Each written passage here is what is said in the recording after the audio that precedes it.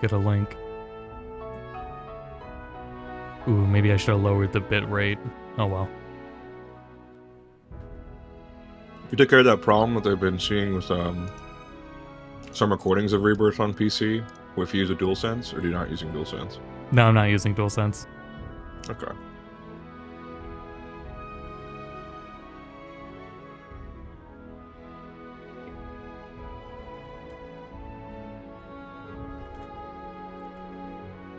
There's that link. So, but yeah, let me tweet this out.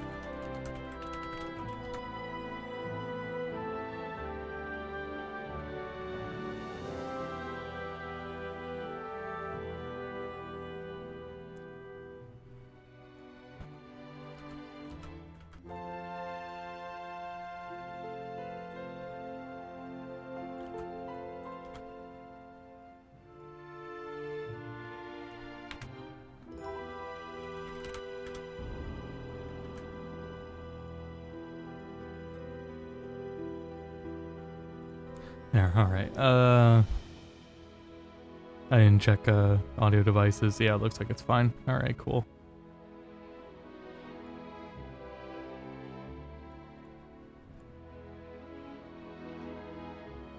Internet problem solved by in the past. Neighbors stealing cable causing the signal to drop.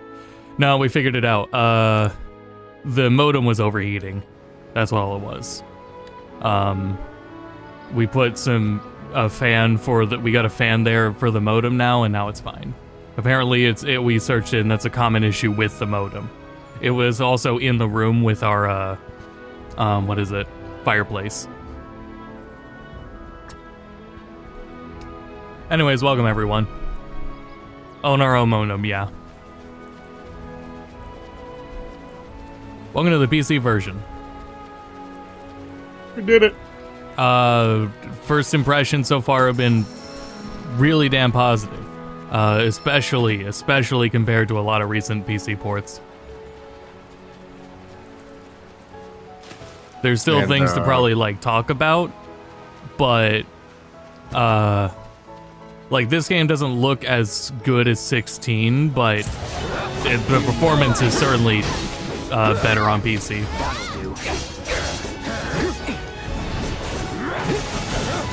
And I'm excited for more people to be able to play this game finally.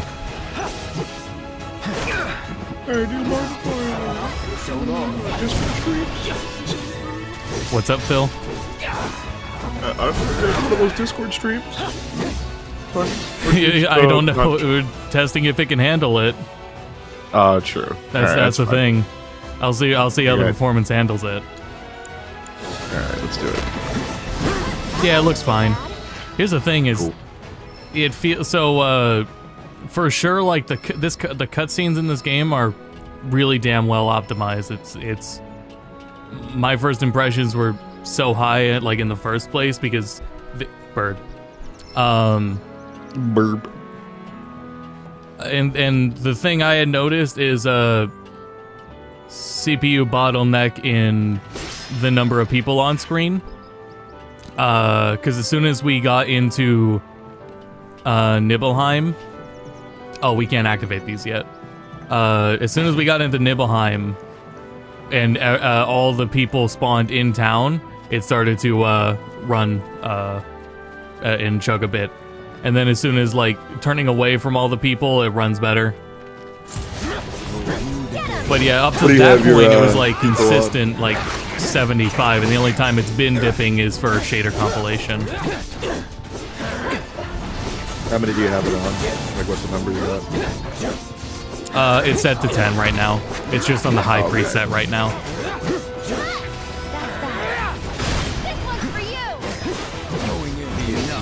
So it's high preset, and for sure, I'm gonna say like any stutter I am having now, like any frame pacing is the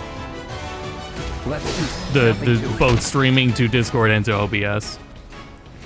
Hello, Jesus. Welcome. So, when I was sitting there and playing the game off stream, I messed around a little bit because I saw that the actual percentage presets on the upscaling determine like ultra performance. They just don't say it out loud. I don't know why they don't do that. Mm-hmm. But I switched it up to 1440p because I was like, hey, why not? And I have only had one pretty significant frame drop in the middle of a battle, but it happened so quickly, and then it just went away, and it was gone, and it was out in the open world. So, and that was, I have a maximum 100% and then minimum 66% for that one, and I'm using DLSS. So. Right. Yeah, even like, even now there's something, but this is fully because I'm streaming at the same time. Because otherwise it has been very much impressive, and it's just a far cry from a lot of recent PC ports. Especially a lot of, unfortunately, recent Square Enix ports, and I think that potentially this game might have started, or like this port might have started development around the same time that the decision was made to start trying to approach the multi-platform thing. Mm-hmm. Whereas I think the Final Fantasy 16 one was still kind of unfortunately caught in that between that weird place where they weren't necessarily super gung-ho about multi-platform releases. But I think honestly, I genuinely believe Part 3 is going to be a multi-platform release, and it's going to be one of those things where you're going to be able to buy all three on Switch 2, the new Xbox, whatever it ends up being, PS5, PS5 Pro, and PC. I sure hope so. Need to heal up. Will GT come to PC? I'm sorry. You know, it's GT. I'm not going to get a 5000 series card. No, I'm good. Time remaining 14 hours. Yeah, it's 150 gigabytes. So the lead from the 40 series, the 30 series to the 40 series was pretty significant. It was about 75% bump from a video I was watching the other day. From 40 to 50? From 30 to 40. Oh. But from 40 to 50, okay, it's about 24 to 30% in increase in terms of power. And it's also actually eating up a whole lot more wattage as well on top of that. It's probably apparently the 5090 is probably one of the most like power hungry cards in the game right now. And as far as I'm concerned, the video I was watching, you can buy a 5090 and you can turn on path tracing in Cyberpunk. Right now I think Cyberpunk is the game to kind of put up any sort of GPU's dukes against. And with path tracing and all that stuff enabled, the only way you can get 4K at 60 frames per second is by going on medium settings. Which, once again, begs the question, why are we selling $2,000 cards if we can't even run natively 4K yet? You know what I mean? Right. The multi-frame generation and stuff like that is really good, and it adds very little input delay from what I've seen, but it's also like the input delay that does exist is pretty significant. It's significant to a point where it's about traditional input delay in Cyberpunk. So I think from the video I saw was about 13 milliseconds. With the frame generation on, it's about 30. Mm-hmm. So you are going to feel it after some little bit for sure. I was determining like in some games I had tried with it. If it's too like action sensitive, frame gen isn't a good idea because of that. If it's something that would be a little slower and not require that precision, maybe Monster Hunter, because Monster Hunter is so typically like slow in the first place because of how long animations are. Monster Hunter might get away with it, but I'll have to see during the second demo.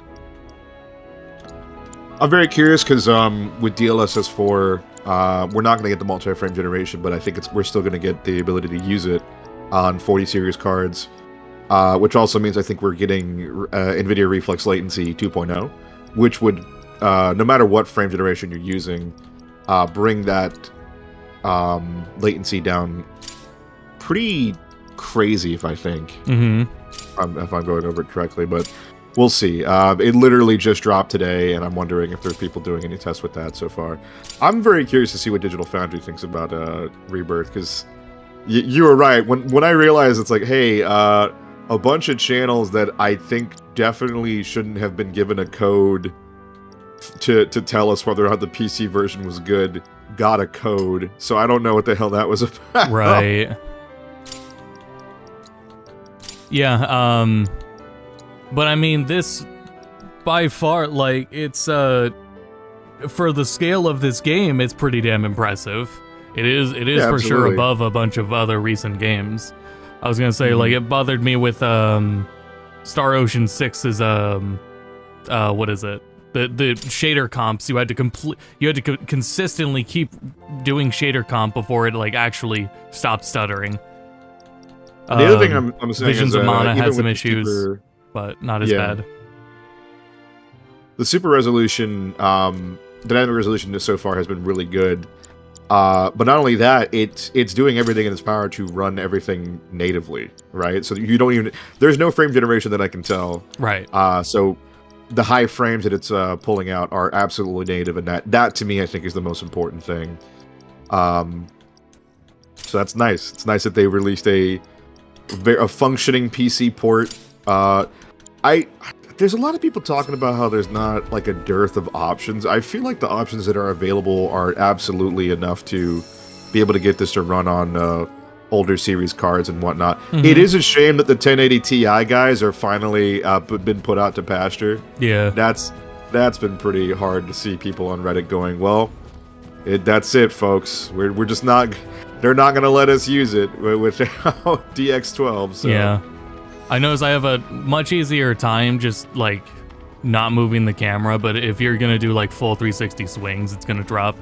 But if you're just walking in one direction, it's like certain moments the game is clearly more optimized in, such as just walking straight, combat, which are important in most real world, like, things you're doing. Town was worse conditions, but at least that's not action. I'm gonna. And also that's that's a CPU bottleneck. It's okay. Yeah, I'm gonna stream this at some point over the weekend and let you know, because it seems like your rig is pretty comparable to mine. You have more RAM than I do, though, honestly. So Right. I gotta get more RAM personally. But I have a 4070 Ti, so I don't know if that's actually given me a slight edge so far, but we'll see. It might be, yeah. Is it as good as the FF15 PC port? Was the PC port for FF15 considered good? I don't remember it being. I remember it being lambasted. Yeah. It was certainly better than playing it on console, and this is the same case. This is certainly, in every condition, better than playing it on console. Like, I booted it up on PS5. It might still be there. The PS5 went to sleep, and I could show that, but shit, I just remembered how blurry it actually was on PS5, and even with this, like, the game right now is 1080p, and PS4 is output is 4K. It's still downscaled, you know. No matter what setting you set it to, it's always going to be rendering at a lower resolution and being upscaled.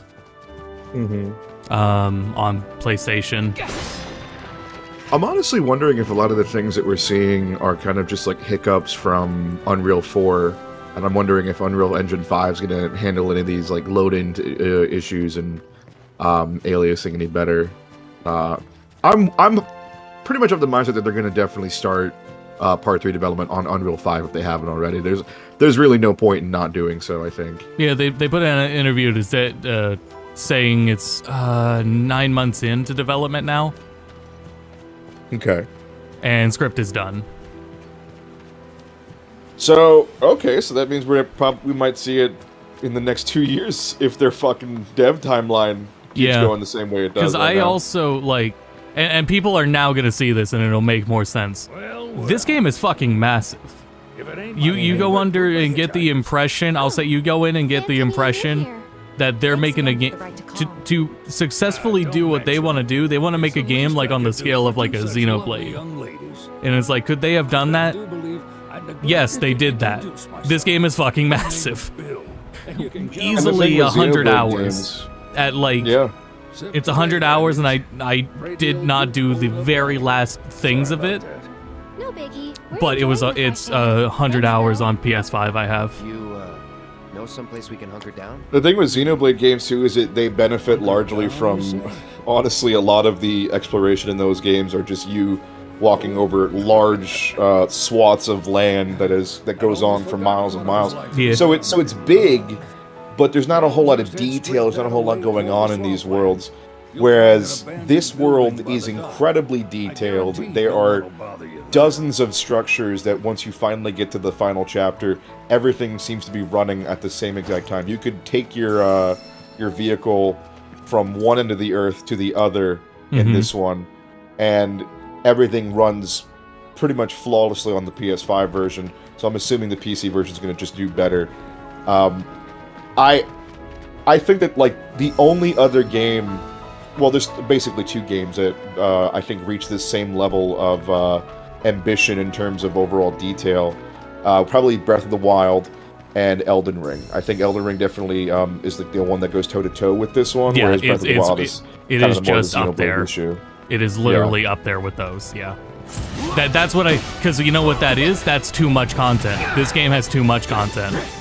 Yeah. These are the things that make me say like I don't want $70 games, because $70 of content is gonna burn you out. It's absurd. Yeah, absolutely. This is a game of content. Like if you felt any burnout from like Breath of the Wild or Xenoblade 3, you're probably gonna feel burnout here. If you go for everything you can do. Oops. That being said, I think that one of the major lessons I want Square Enix to take away from this is how they end up building worlds for the franchise going forward. This is probably the best fully realized HD world we've seen. Yeah. Pretty much ever.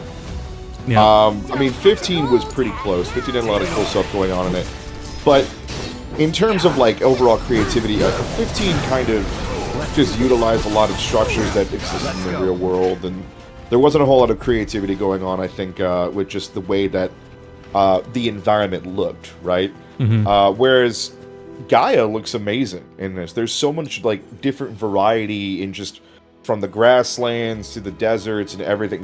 The amount of structures you're going in and out of, the amount of towns you keep visiting, it feels amazing, and I'd love to see a whole new world realized in this same kind of way.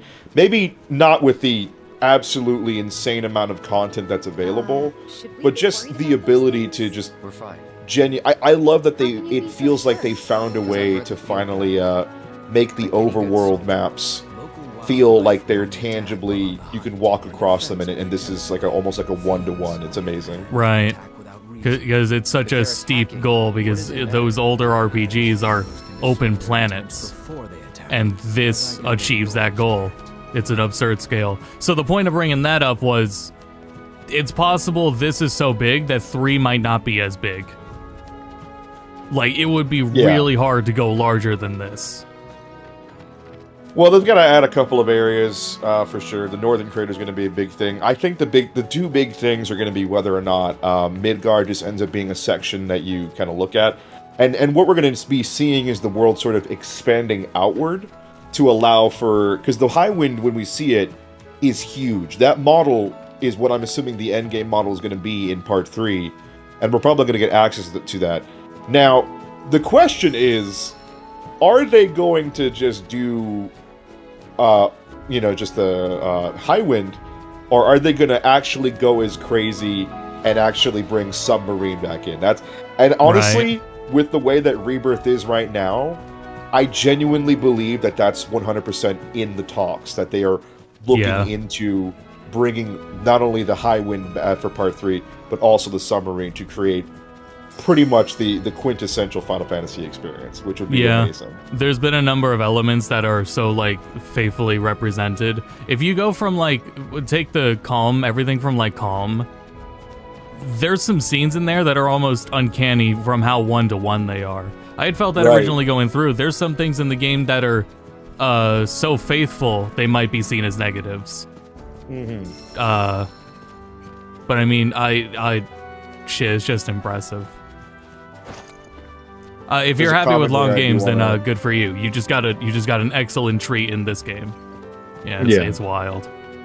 There's a comment here I do want to kind of poke a little fun at, but also kind of actually answer.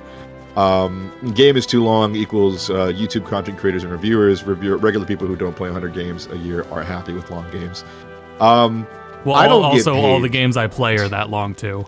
I'm playing 100 games that are all 100 hours. 100%. Like that's the other thing is that Austin, like one of his favorite genres is the JRPG, and last year there were dozens and dozens of JRPGs that released, all of which require 70 to 100 hours plus of attention at a time.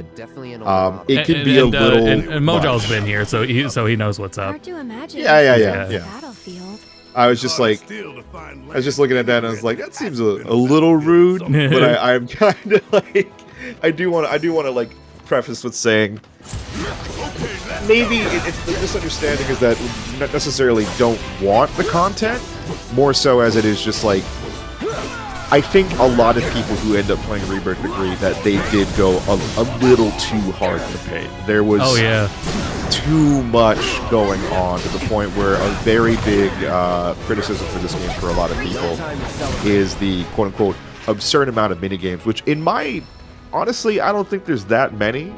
And if you played the game how I feel like a normal person would play it, which is the moment you start getting bored with something, you're going to just move on to something else in the world. Like, no, I don't think every single person is going to try to like get every piece of world intel or do every minigame or try to fight every minigame on hard difficulty or something like that. I think that if you just try to play the game how you want to play it without necessarily feeling like... Because I feel like a lot of gamers get into this issue where they feel like they're being kind of pushed into playing a game a certain way. Just don't worry about it. If I had settled on that with Tears of the Kingdom, I would have enjoyed my time with it a lot more. Right. Because I did everything in Breath of the Wild except for all the Korok seeds. Yeah. Absolutely. And I went in, thinking I would go that route. That was not a good idea. Part 3 is going to basically be Microsoft Flight Sim with the Highwind being the plane. Probably. A little bit, honestly. Like, it's just from the small bits and pieces we saw with the flying and the little tiny Bronco later on in the campaign. Sorry, because they also asked about how the game's frame rate is. If I wasn't live, it would be a consistent 60. I was trying 75 for a while, and it was maintaining 75 very well. But I would like to settle on 60 because if it was dipping down from 75, it was still above 60. So I figure cap it at 60, then won't have the problem as much. I've actually been hearing a lot of people saying that when they put it to 120, the lowest it'll go is like 85, 90. So it does a pretty good job at like handling the higher frame rates for sure. And it looks incredible at 120 frames per second. It's amazing. They could not sell the third as a standalone, just pack all three. No, they can absolutely sell it as a standalone, but I mean, that's what they've been doing so far. When Rebirth came out on PC, you can absolutely buy... And the best part about it is they're doing the opposite of what people have been saying. Granted, you do have to kind of adopt early. I do think that after a certain amount of time, the twin pack will probably not be the price it was at. But getting the twin pack if you hadn't gotten Remake on PC just yet, Why not? and Rebirth, it was $48. That's an insane value. Like that. To me, it's crazy that Square Enix would do something like that. Like 2 whole ass games, one of which is like an insane amount of content. The other one is just like a really cool, straightforward 20 to 30 hour adventure. Right. Still, $48? unbelievable. So I'm assuming they're going to do something pretty similar with the third pack, with people on other consoles, as it were. So what they'll probably do is they'll probably sell it as a, you know, just at first you get part 3 and you get everything else, and that'll be like an option. But I think there's going to be people like Austin and I who probably just buy part 3 because we have all the other 2 already. Yeah, we're already this far in. Yeah. Shit, what was I gonna say? Damn it. I hope I would still like them to go back and refurbish some things about Remake with more experience in hand. Things such as, I mean, the combat is one thing. If you have all 3 games out, you can take some of the padding out. You can cut down on some parts of the game just to be faster. That did feel like a thing with Remake, is it did have some padding to make your playtime longer. And the best times in Remake was when it just was you fighting. I think the ultimate get what everyone would want, which I don't think it would be. It would be kind of a crazy ask for sure, but they already have like the resources already going on. I think the want that everyone would kind of like look forward to is if there was a way, once part 3 is finally out, maybe a year or 2 down the line, they release a version of the game where that everyone was like begging for, like, here is your everything is in it, because Midgar is a functioning city in part 3.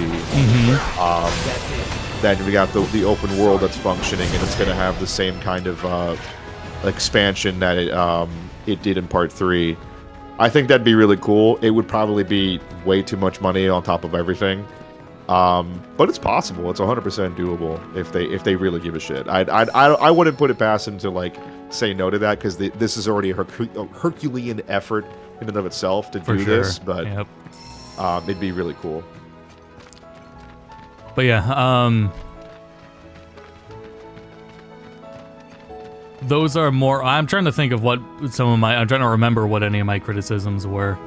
I just want to keep complimenting, like, I would say for anyone going in, if I have any new advice for anyone going in, the combat in this game is superb, and what you're gonna find is, if there is like something going on in a battle that maybe it feels like it's nothing here is really that bullet spongy. Every battle is a puzzle, and you have so many variables in what your teammates and everyone in the party is capable of, that there is a puzzle to solve and answer for the weaknesses, and that's why assess is really damn important in this game. You're always going to be wanting to assess.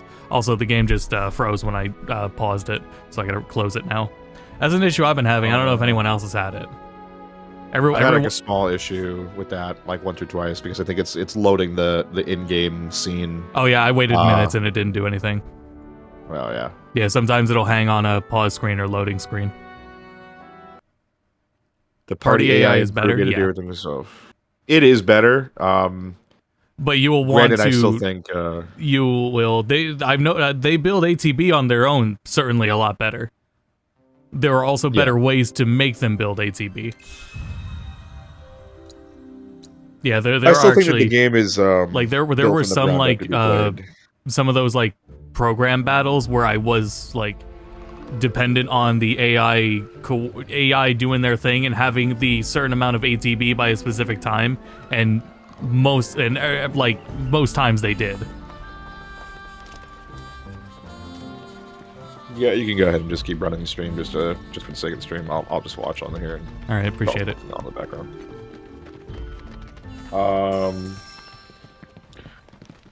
The thing is that I think a lot of people seem to misunderstand the reason why the party AI isn't necessarily good per se.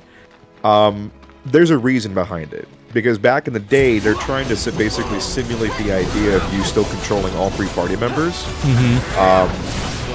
And while they can definitely run around and do damage, and you can also attach material onto them, which allows them to do things like having Tifa use her unbridled strength just because she wants to, or having Barrett use particular weapon abilities. You can do those things for sure. Moving on now. But the system is built from the ground up to allow you to have the most amount of control over it as humanly possible. That being said, I still think that some kind of gambit system would be really cool. We've already seen them mess around with it in a minigame, so them translating that over to actual gameplay mechanics would be really cool. But I think, if anything, I was thinking about what I would want from the actual third part of the game. Like, what are some of the things that they could add to the overall combat to make it better? I think the final thing that we're going to be needing, after going back and just sitting back the other day when I was sick and I was just basically off work because I couldn't do anything, I was like, you know what? I'm going to go watch some Advent Children while I wait for Rebirth on PC. And that fight with Bahamut Arisen in Midgar, where you're in the construction and everyone's running up the walls and stuff like that, I think that's kind of where we need to be. I think that Part 3 is going to have to absolutely allow for a much larger sense of verticality. They're going to have to add things to the environment, kind of like they do in Breath of the Wild, where you can move along the open world a lot more faster. You're a lot more agile, essentially. Because you can already kind of mantle and do stuff in this game, but that's all pretty much just for the purpose of moving through the world. What I want is I want, in the middle of combat, if there's a wall up against me, I want to be able to run up the wall as Cloud and do some crazy shit on the way back down. And I feel like that's absolutely something they might be building towards, because they have the high wind, and you need the high wind for a particular battle in Final Fantasy VII anyway. So it'd be amazing to see them actually add a whole new sense of verticality just to do that stuff. Yeah, especially with dynamics of the environment. Yeah, yeah. I think that'd be the way to do it. Even if it's to the degree of some Monster Hunter stuff, like in Monster Hunter when you dash attack off of a ledge and you get your separate airborne attack. Yeah. Something to build from there. That directly wouldn't work, but ideas like that. Yeah. And then obviously bring in party switching. Party switching is absolutely something that needs to happen. Everyone's already out in the field. I love the way that they handle it here. It totally makes sense for you to be able to just switch between members of the party no matter what. And they already kind of have something like that when you're down and out and you only have one party member left. You can do backline commands and call in your homies to do different things for you. And I think just being able to switch people out when they die, or just have access to a bunch of synergy commands and stuff like that in the background while everyone else is doing stuff, is really cool. It'd be a really good addition to the game for sure. Yeah.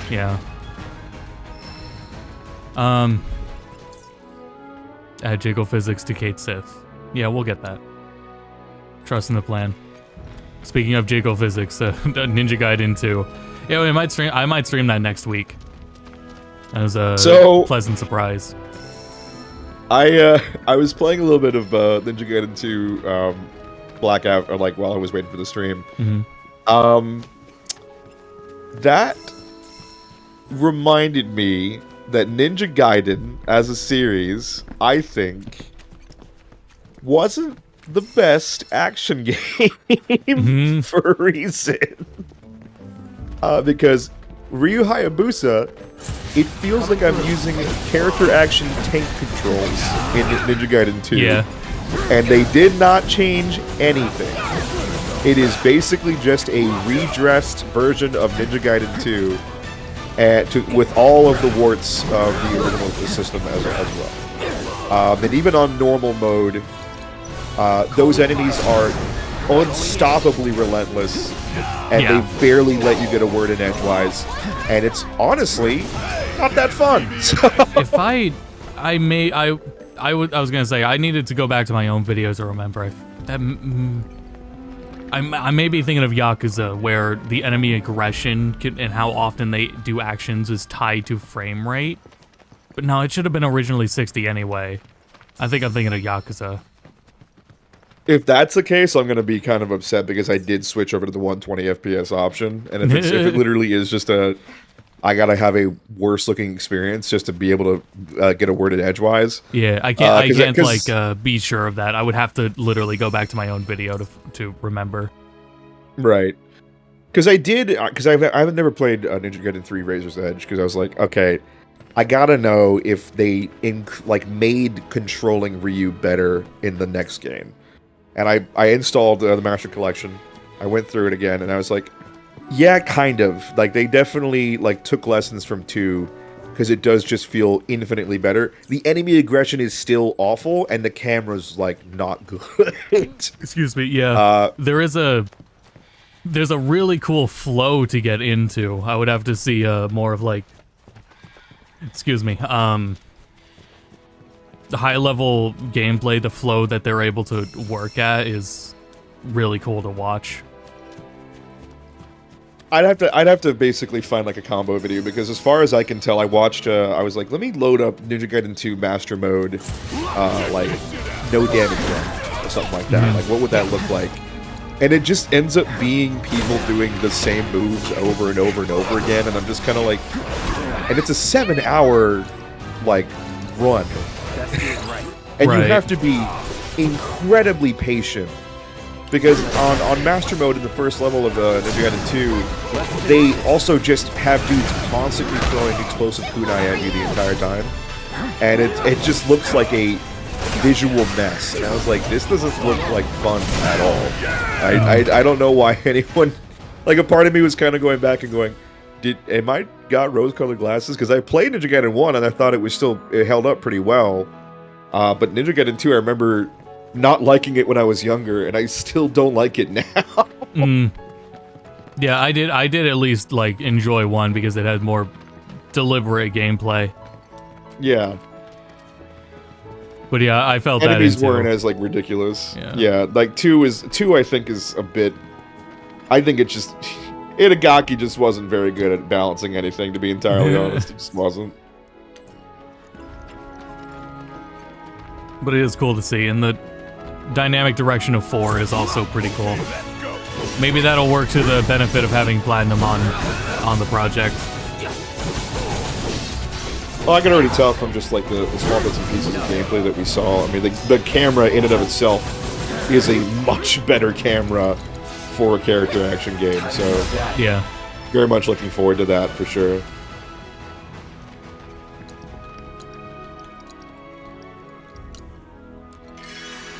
I could see this game running on the Switch too. Yeah, I believe it is going to be on the Switch too. Yeah, now that I got this in my hands and I've seen some of the performance, yeah, I could believe it. Yeah, it's Steam Deck feels a little more feasible now. Yeah, I guess I could believe it. I think Night Sky Prince was doing a video on the Steam Deck, and he was showing at low settings and everything pumped down, he could get up to an almost 50 FPS on Steam Deck, which is pretty cool. So yeah, I was when I was looking at the PS4 version, the frame pacing of 30 wasn't as bad as I remember it. Can't go back to it, but still. No, not at all. Yeah, and I played all of Rebirth in performance mode, so it was also a little bit blurrier, even blurrier from that. But it was usually, that didn't affect cutscenes, because it would not do that in cutscenes. But still, yeah, here it's cutscenes are just optimized, because the frame dips I have are because of too many characters on screen, because it's a CPU bottleneck. And for sure, if a character, background characters aren't in the cutscene, they are not there, not being rendered, then cutscenes run better. Right. Effects particles all fine, but yeah.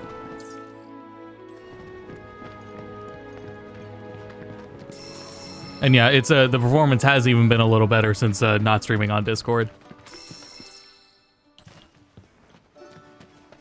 I figured we get one crash. We don't need to keep doing that. Pleasure to see you all again. Yeah, we'll see. Yeah, I don't know if anyone else has had that issue. I have been having the occasional crash. I thought it was from constantly going to changing settings. Indeed I did. You must have been my lucky charms. That's what I thought she did it. Started up right after you left. Anywho, When I first started up, I was and got into Nibelheim. I was flipping through a bunch of settings. I figured maybe that did something. Need him to get through the swampland. This is gonna sound weird, but you know how I like. What really is a great showcase of this game's models, more than anything, is when you just see an old motherfucker on the screen, because they make him look old as shit in this game. No worse than a kiddie pool. Because like you're so used to seeing Cloud and Tifa and everyone's got perfect skin, and even Barrett, you know, black don't crack, man. It do not. Everyone looks like flawless and beautiful, and then you see good old Chocobo Bill, that old ass bitch. Yeah, they to a degree that was like a response to the criticisms of Remake, because the generic NPCs stood out from the art style of everyone else. Right. But this is just being faithful though. Like Yeah, this absolutely. or the mayor, Tifa's master. So can we rent some? But they clearly put more time into those designs, even with how little screen time they would have. He'll help you out. And that's pretty wild to actually do. But I always that's think the kind about of, like scale you're getting. I always think about an FF7 remake when you first get on the train with Tifa, Cloud, and Barrett, and everyone else is there, and you see all these normal-as people watching basically a Congo line of cosplayers just show up, and they just look so out of place, and it's very silly. But what's wild is like the designs of like even Cowboy Tifa or anyone that was in Nibelheim, people here, they all look like they all stand out in their designs too. Like it's like a lack of cohesion brings cohesion. Which is? It's more of a lack of cohesion. It looks like Final Fantasy VII. That's just how Final Fantasy VII was. We don't have that kind Yeah, of money. if you have a sense of style, you're important. That's basically what it is. If you embrace aesthetic, you've got something to say in this world. If you just throw on a pair of like a t-shirt and some slacks, like no one wants to talk to you, bro.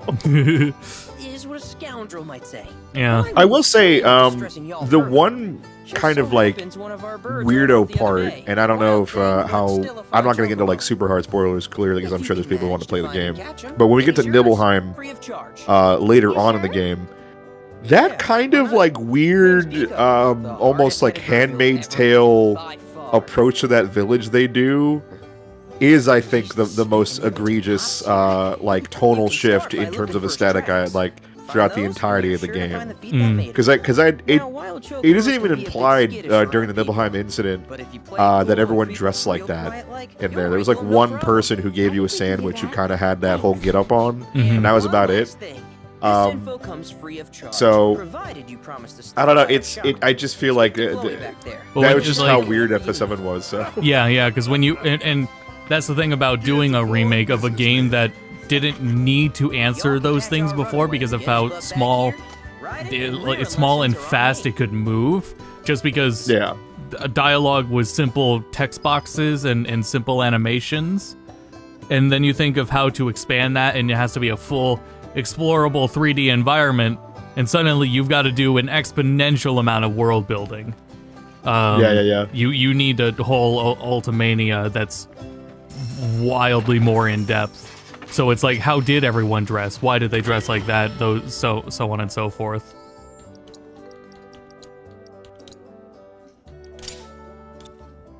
Let's see, give you sure. Just hold on and level it for us. that's honestly kind of why there's only one other game series I think that does this well enough, which is the Legend of Heroes series. Or the Trails In series, basically, where you could see like a sort of like actual path in the 8-year like canon that takes place, where you go from airships are a whole totally new thing, and then at some point mechs happen, and then the latest game there are just highways and like trucks and all sorts of different cars that would like to be just walked out of the modern era and stuff like that. Granted, little crazy that a revolution like that happens in the span of less than 10 years. Right. Still pretty cool to see that happen in real time. That's kind of like the same feeling I get from Final Fantasy VII. Is it's such a unique world because it is so clearly trying to like show Shinra's influence and the overall influence of Mako, kind of bringing Gaia into this whole new technological world. And then you see certain places like Corel.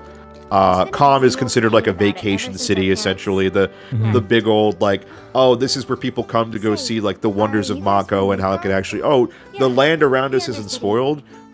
You're talking shit. No one ever actually thinks that. And then the more and more you go on, you see other towns, and you're like, oh, okay, Mako's kind of bad. I hate this, actually. Right. Yeah, it's a functional hub. I want to cover some because I booted up the PS5 version and saw what my game options were.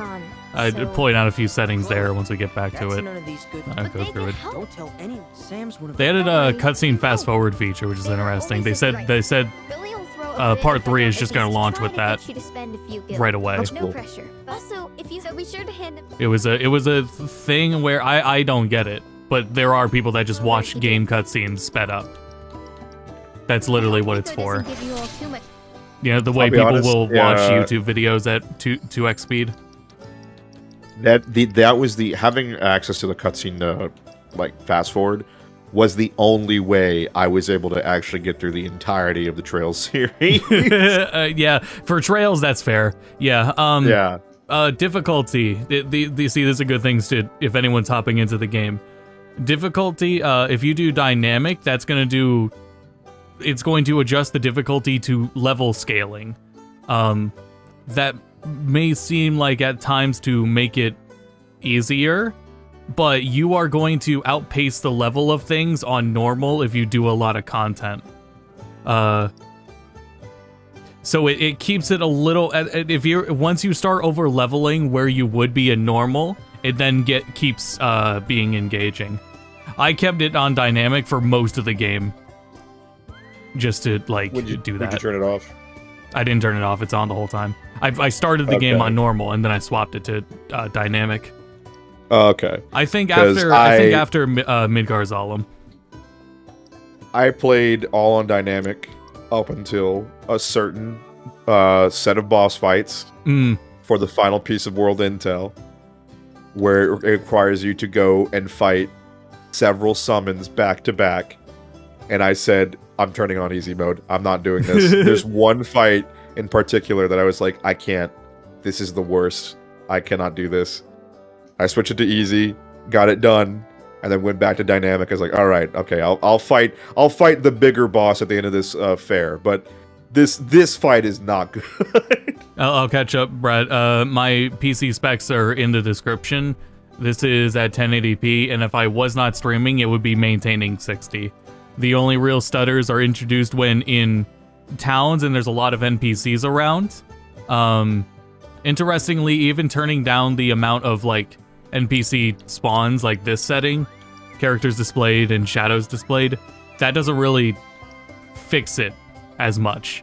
It doesn't have as much of an impact, but the lag does happen when in towns. But in combat and when out in the field, no, it's maintaining 60. The only other times it's is dipping is for shader compilation, and that's not as long as normal shader compilation has been in other games. I think that Blitz guy was saying that the thing that seems to be the one that eats up the most performance is the background detail one. That's possible, because that one is the only setting that has an ultra setting. Everything else caps out at high, except background model detail.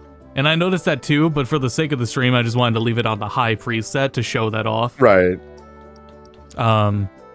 But yeah, I did see, like, in towns that would also help a little bit. And yeah. So yeah, it's an improvement over a lot of recent PC ports. And I'm just excited for more people to get to play this game. And hope that more people are on board for the crazy train they're taking with this series. Real quick, my other settings that I changed, I remember cursor position, I changed that to remember. But that's because I always do memory in RPGs. Let's see. There's, world navigation, hold on, where is it? It's like the overworld interaction spots. Toggle action guide. Toggle the display of an icon that indicates interactable surfaces. Turn that on. It's off by default. Turn that on. Terrain action guide.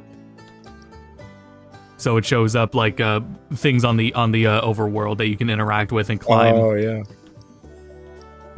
That's extremely helpful. I know I turned the overworld minimap size to 3. I turned these up. But those are and I turned the minimap to static so that north is always north. And then it's consistent when you open the minimap. But yeah, okay, that's what I had to remember about my settings. And then camera, yeah, distance out of battle 3 and battle 1. It's enough distance. No, I can't turn the yellow paint off, sorry.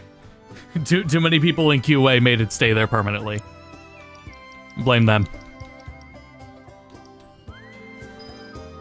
Alright, let's mosey. All right, Pico. Where'd you run off to? You mean Pico? That'd be a really funny mod to do that. And watch to see if people complain. So I guess if that would happen, we already heard about it in RE4. But that does, not all of them have that in Rebirth. And there's other times where it's not specifically yellow paint. But yeah. Damn, somebody already has the, I guess the hook for Rebirth going. Nice. I was gonna say, I need an ultra-wide mod. Command line. Yeah, if anyone was curious about Someone's that, already working on if this game had ultra-wide support, I'd be streaming in it. It does not, natively.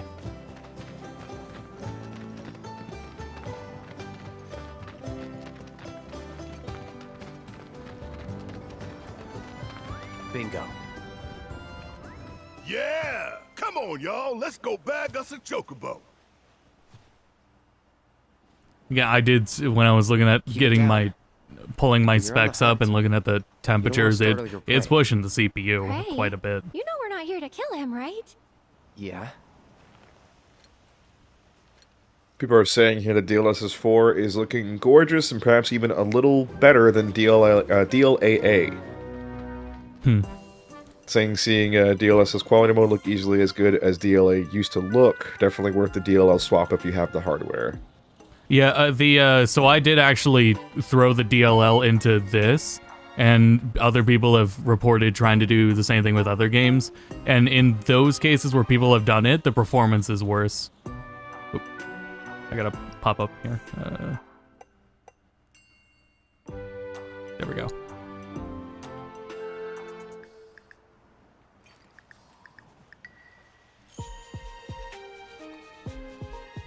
Getting ready for these segments.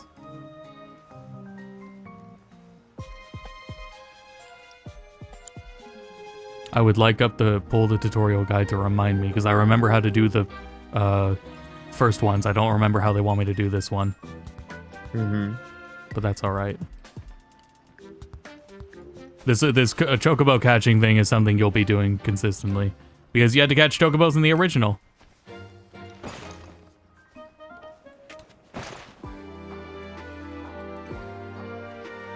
It wasn't like a minigame like this.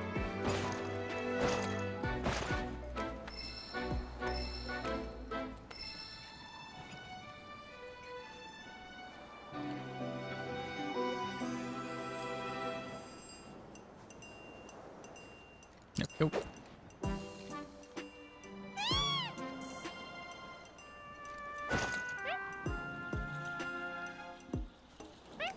Joink.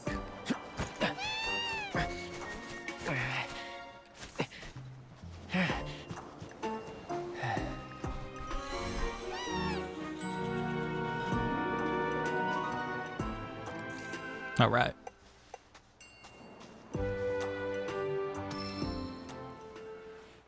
I will say there's the other thing is, well, we were saying they go too far in a few places. Aww. Isn't you he just the cutest? for 100%, you gotta master the minigames, and you gotta master all of them. Yep. They had to nerf the minigames You difficulties. know, they are kind of similar. Totally. Sorry, Cloud. Like, they got nerfed. What does he want? Okay, so this is the remake hook that apparently also works with He's still hungry. Rebirth, That's funny. and people have got it to unlock the That's all frame the rate. food we had. Huh. But you know where there's more? I would... This place. Development might straight up be faster if they just keep what they're already doing and not make any Back switch to the ranch 5. it is, then. Come on. That might be something that they're already talking about, to be entirely honest. I do feel like they've already had to retrofit some features into the version of Unreal they started with. Yeah, I think that Unreal Engine 5 would be probably best for what they're trying to do with Part 3, though. That's true, yeah. From everything I've seen with Unreal Engine 5, it looks like it's going to be so much better for open world games. Yeah. We haven't seen a whole lot of UE5 games like try to manipulate that yet, but it looks like a lot of the tools they have in place are definitely a lot better for just larger games as a whole. Yeah, and also, yeah, for like Mojal said, the UE4 to 5 project switching is substantially more fitted. It's more designed for it than 3 to 4 was. Absolutely. Yeah. But I don't know, we'll see. UE3 was kind of bad. Because there are some, yeah, UE3 sucked. Now does it? There are some shitty things about like shader comp that we have to deal with now. Blurry anti-aliasing we have. At least we're not watching textures load in low resolution and watch them load to high quality after like a couple seconds anymore. Right. If we ask him nice. It was an absolute pleasure working with you in Midgar. Thank you again. Are we back? Your invaluable intel allowed me to create so much Hello, materia. Phil? Huh? Yes? Hello? That was weird. I'm sorry? Detecting internal monologue. The hell's this weirdo doing here? Stream die? Oh. Yeah, refresh. Because it buffered for I a second. was Okay. created by If it's not Professor a- Hojo, you know. Refresh. Though your thoughts could be read by any cyborg. Okay, there we go, yeah. But Sorry about to answer that. your question, I took a page out of your book. And Not sure what that was skipped town. about. Now, the whole world's my laboratory. Speaking of which, I have a favor to ask, if it's not too much trouble. You need more It batteries. feels like, well, Crazy. we may That's the still cloud have I like know. Always eager to get internet home. issues, but this is But certainly yes, though, I'd way, like way, you to way, way activate some briefer Remnawave towers first. than what it used to be. They were originally constructed by the Republic of Junon, but were claimed by Shinra after the war. Can we Since please which get time they Chudley sat off the idle screen? and No. untouched, just waiting for someone to put them to Seethe. good use. The more towers Oh. you activate around the world, the more my processing power will grow. As will the area I can survey. I might even be able to construct a communications network independent of Shinra. How does that sound? You'd not only be helping me, but yourselves as well. Can we go back to the buffering? We'll turn 'em on. Wonderful. I thought you might say something like that. Let's get started then. See that I tower? don't know why That's there's your so much first hate for target. this man, bro. Chadley's And this fine. will activate it. It is funny that they created Mai as a way to try to make a As the character towers people would close find by, more annoying, allow and me it to did not accompany you. work. That depends if you let her speak through the controller or not. Yeah. Also, Chadley's 100% getting a some kind of cool thing happening in the next game. If the weird thing that happens in this one of the side quests I saw is anything to go by. Here we are. Yeah, it feels like they've been building up to something. Yeah. They got plans. It's the whole like trilogy's more coordinated than we would think, given Square's track record. We're playing For Condor against him. That's one of the things where like playing For Condor for the first time, this shit is sick. As a mini game, when you keep doing it and it gets harder. All right, yeah, we get it. The locations of fiends and It wears natural on ya. resources. But it also like, yeah, no, you gotta master that shit for all of them if you're gonna 100%. If you do it just like to a very casual amount, it's fine. After careful consideration, I have devised a new name for this type of research. I call it World Intel. I hope you'll assist me in gathering relevant data by completing various tasks on your travels. In return, I will use the information you provide to develop new materia, quid pro quo. To summarize, I want us to become research partners. But before that, is there anything you would like to ask? Not that I would ask. You're good. In that case, All right, help me out real quick. Why are there 3 DLSS DLLs? I'm trying to figure out which one is which. Version 1, 2, and 3. Because we're on 3. Well, 4 just released today. DLSD and DLSSG. Oh, G is frame gen. Oh, okay, so it didn't go for D then. Yeah. I wish you all the best in the long journey that lies ahead of you. And remember, you're not in this alone. Should you require assistance, just ask. I like that because it's the end of the conversation. I have pressed the B button to skip his dialogue, and he will continue speaking until the camera zooms out.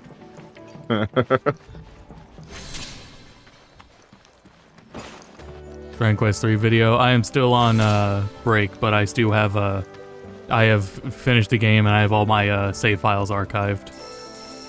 Yeah, I need a little need a little more time to myself, and especially I realize it with the more time I take, the more time I realize I should have taken a break way earlier. It becomes evident. Oh, sorry, Pico. I didn't mean to ignore you. Streaming takes so little effort though. So occasional streams, like even on a next week we might do Ninja Gaiden. That's fine. That's not a big deal. Hey, perfect timing. But it's gonna be a while for Dragon Quest. But first, and you just Xenoblade give that X. whistle a toot and your chocobo will come a running. It has been things that have burned me out, and things outside of the channel as well that have me burnt out. So, who here's never been on Chocoback? I haven't. Why don't we take a few laps to get you comfortable then? Come with me. Yeah, you can just download the DLL for DLSS 4. Come to think of it though, maybe you're right. There wasn't a driver update for it, I guess. That may have been why there were performance issues when you force it in. DLSS is just a DLL. Wow. You just drop it in and it upgrades it. The mythical Colossus. But yeah, there was no NVIDIA driver updates, I think. So yeah, that makes sense actually. The summoned entity, so that I might complete its materia.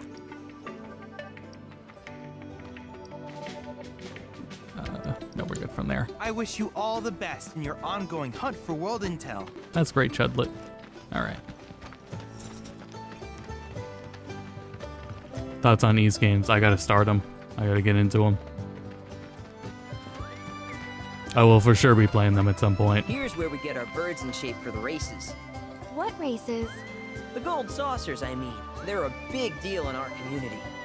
Won't find a ranch around here that doesn't compete. So you guys race too? We've been sitting it out since Mom and Dad. Yeah, speaking of things, Rita's a little sore. We're gonna get back in the fight soon and kick the tar out of one particular Give her a little weasel. But never you mind all that. Excuse me. You just focus on the basics, like making sure you don't get been a balance of her nerves recovering and then balance of maintaining muscle mass. It's a really challenging balance and it's been exhausting. But it has been improving. It just may be like 3 more months of Rita going through this. Poor thing. But the I mean Okay. The thing that and what it hurts is like watching her struggle as if it's too much, but that also means she's feeling it and she was not feeling it before. So it's like we want the feeling to come back. It's nerve damage. It's recovering nerve damage. So she's going to start actually feeling it. And getting coordination back. So giving her exercises, trying to balance her getting exercise while not pushing her too hard to hurt the nerves anymore or stifle their recovery. It's been a very like daunting and exhausting, but nonetheless, it's been going well. Just gonna be a month-long process. Text is finally, yeah, and Xenoblade X, all that UI is much more readable. They had to do that for portable mode, but still, it should have been like that in the first place. Definitely.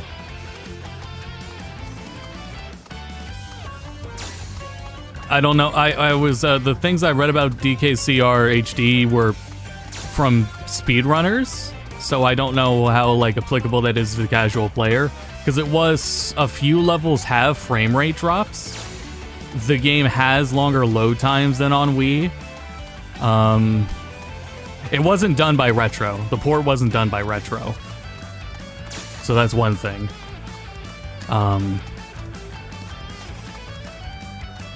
Yeah. Stream Xenoblade X? Yeah, we'll stream that. Not terrible, but hey, now that you got the basics, it's just a matter of practice. We can't thank you enough, Billy. Oh, that reminds me. Y'all mentioned your flat broke, right? Then you might want to swing by Calm again. Now that the troopers have cleared out, it's probably safe for you to ask around for work. Cool, we can go back and Though, Calm don't and see run the off just performance yet. there, show it My off what I sister's mean. looking for help. Not sure what the trouble is. Didn't want to confide in me for whatever reason. Honestly, she hasn't been herself since Mom left. They did dang near everything together. You want to lend Chloe a hand? We need to move on. True, but moving on costs money. Got him. We had fun helping people in Sector 5, right? Same deal. It has been like wild to have like played this game so blurry on PS5 Yeah. and then seeing it here, like even at 1080p with DLSS, looks It's a night and day difference. Yeah. looks sharper, and that's like that's wild. That actually shouldn't be the case. And then if you're at higher than 1080p, if you're at 1440p, you're better off. Though you're also I still wouldn't know how that performance is, as I don't have that means to do that. Oh, so you want the Queen Bloods deck? So look up True Blade Seeker on YouTube, Queen's Blood, and he will see a video that shows the best Queen Bloods deck that you can get. He has one that you can build as early as Chapter 6, and one that, like, the main one is in Chapter 10, is when you can get all the cards for it. Yeah, this isn't as bad. Now that I've capped it to 60, this isn't as bad as it was. At least the difference in how it drops, because it's still like in the 50s. And before, Right. when it was capped at 75, it was still dropping to the 50s. So it's not as staggering there. But yeah, it's them, and then like if I'm going to let me make a save. I'll turn down the character setting, because this is like, yeah, the stress test to see. 14 on Switch 2, I guess it could happen. If Switch 2 has a SSD, it should though. And turn that down too.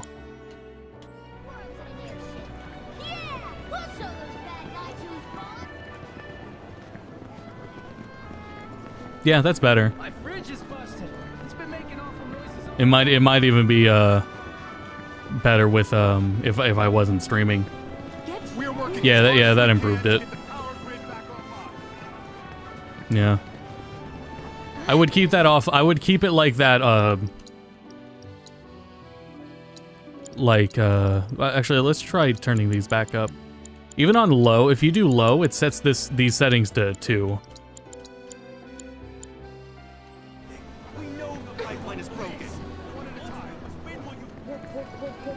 FF16's on PC, yeah. It's out. That game is so Somebody like already visually has wild. somebody already has like an optimization mod apparently. They're waiting for Rebirth to have a section on Nexus mods. Yeah, even at 2, this is fine. It may have... well, let's crank it up. Maybe it really was the background model detail.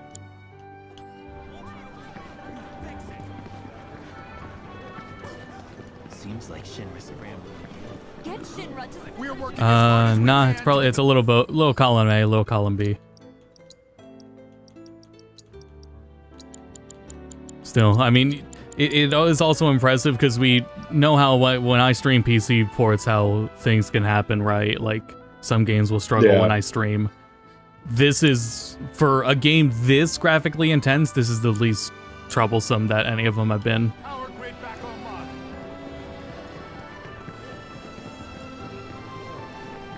Everyone, please, one at a time. Yeah, that's staying more. At 5, and then I guess for the stream I'll drop it down. But this also does affect pop-in, and pop-in is also an issue on PS5. It sucks, but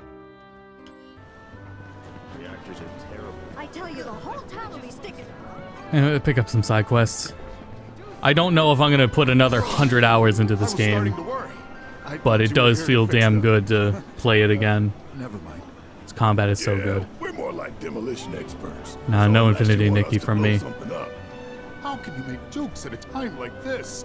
It's downright distasteful. Yeah, best SE PC port in a long while. Yeah, for sure. It's the Mako For some people, though, that the bar for that isn't that high. wandering merc to patch the thing up. I But it certainly is. wasn't I about to fiddle with critical think infrastructure true. as a layman, though I thought I'd hear back from The them. Fantation was fine, right? We did that. Fantation was Yep. fine. Some hotshot from Midgard's Technically, they underside, published it. They didn't or so develop they it, claim. but Sounds like a pro we ought to get to know. Oh, you'd like to meet them? Well, if you're that keen, would you mind delivering a message for me while you're at it?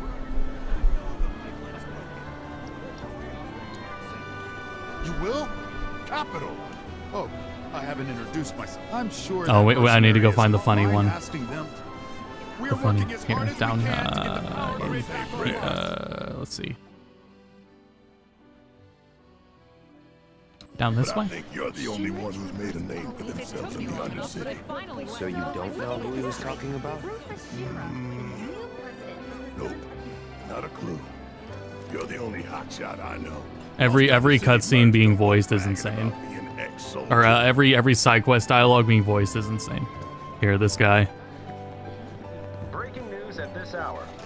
Hey, how you doing? What? Hey, mister. You a winner? Some say. Awesome. That's good enough for me. The name's Vash, and I could really use your help. Truth is, I bungled a Queen's Blood match. Hard. So, not only did my ego take a licking, but I lost a card near and dear to my heart. What I'm getting at is, you think you'd be able to win it back for me? What card? The Chocobo and Moogle one. It's rare, and the one high-value card in my whole deck. It was the only thing getting me through the daily grind. I mean, the bullshit I have to put up with at this job. The fights, the late nights, the drunks, and that slimy bastard. All right, I apologize for being quiet. I was just trying some stuff out in the background. I'm a bartender. I am too. now going to test and see if I've either broken my copy of Rebirth or made it better. Alright, where I want chat to hear this dude after this next dialogue option. Alright, this is what I want chat to hear. Don't you think I would if I could? God, I'm a shit player. Don't you get that? Whatever you say. Hardcore players are willing to throw down hell a gil for rare cards.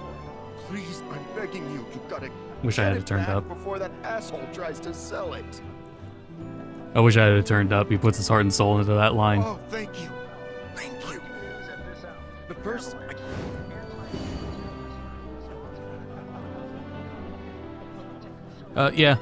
This is, I think, if I were to rate the mini games, I think Queen's Blow would be my favorite. Least committed gamer. Oops. give me a holler. It's also strangely the only one that they haven't actually tried to market outside of Rebirth. Yeah, they You know really what I mean? should. Like, They really should. Yeah, shit's great. As I remember the rules. Let's see. Oops. No. Yeah. Maybe I should have looked at my deck.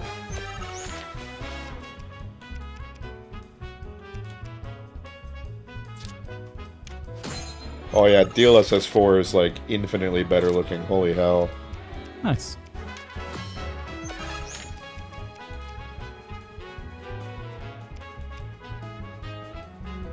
It feels like it almost removes that that blur I was telling you about earlier. Right. Yeah, DLSS 4 has a completely different, like, method to its upscaling. And even if you can't utilize the new features, if you're on an older card than the 5000 series, you can still utilize the new method. Right. It's great.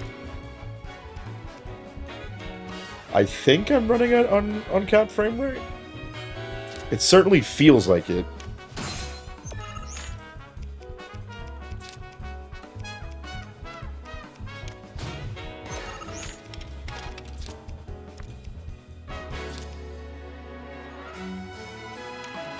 Yeah, that's good, that's good.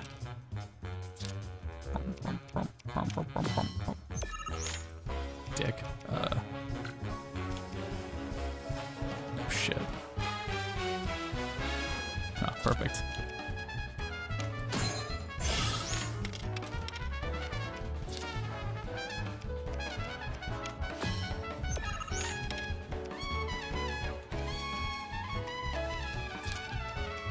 Sorry I had to do it to you, man. Are you going after Crybaby Ned? Is that why? I will win everything.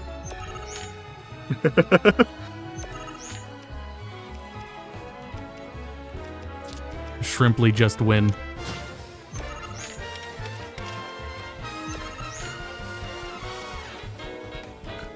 Ooh, boy. Look at this video game. Jesus.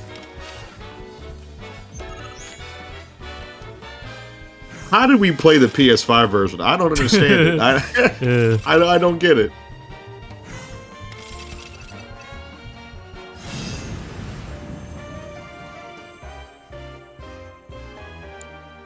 Okay, that's the kind of skill I'm talking about.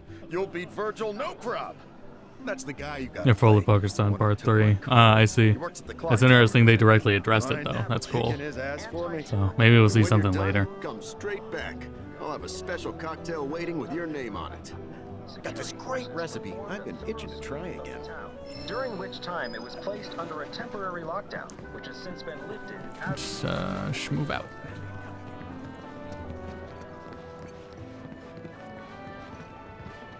Pick up some side quests. You know how I love my hunt boards. Indeed.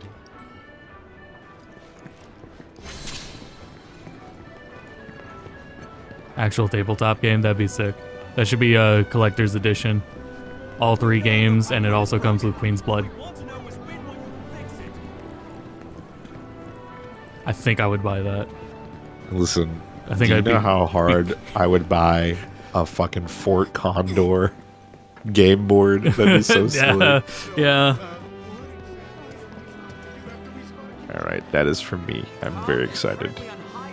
I haven't checked my temps, though. I don't know if the temps are going to be unbelievably unattainable.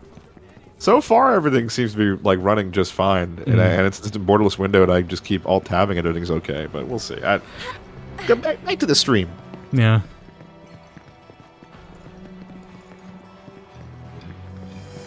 NVIDIA 50 series would focus a little bit more on actual ROM performance than the DLSS 4 and multi-frame gen. I mean, that's just kind of like the rub nowadays. Like, it's an issue that I think developers are also just frequently experiencing as well. They are leaving a lot of optimization to the upscalers and frame generation. It's actually kind of crazy how many modern day game releases on PC they just do not function like out of the gate. You absolutely need some sort of upscaling or something like that going on.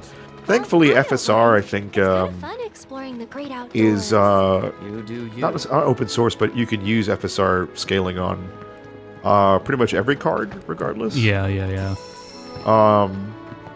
So even if you don't have like a 40 series card, like some of the older cards, like the 20 and I think even the 10 series, can utilize FSR for some frame generation and scaling as well, which is pretty cool. This game does not have FSR, of course, but it will be modded in at some point, I'm sure. Right. Otherwise, if you have the capabilities, I've always leaned to DLSS anyway. Yeah, DLSS is going to be better because it's, you know, And what made for it, so. reminded me that it was still crazy over FF16's port is that FF16 still had frame gen.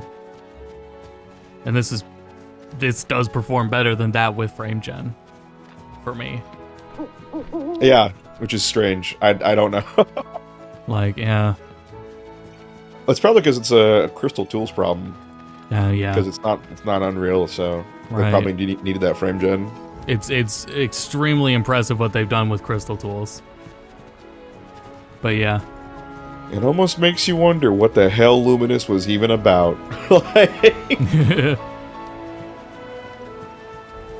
Yeah, it's I would rather that not be like the marketing point, because it's really like, I mean, the frame gen that is NVIDIA's is absolutely impressive, especially in the technology it uses.